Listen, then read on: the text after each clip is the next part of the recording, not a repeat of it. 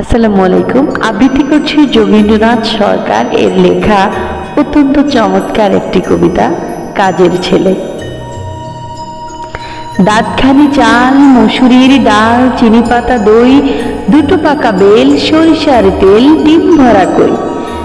পথে হেঁটে চলি, মনে মনে বলি, পাছে হয় ভুল, ভুল যদি হয় মা তবে নিশ্চয় ছিঁড়ে দেবে চুল। দাঁতখানি চাল, মসুরির ডাল, চিনি পাতা দই, দুটো পাকা বেল, সরিষার তেল, ডিম ভরা কই। বাহ বা বাহ বা ভোলা ভূত হাবা, খেলিছে তো বেশ, দেখিব খেলাতে কে হারে কে যেতে কেনা হলে শেষ।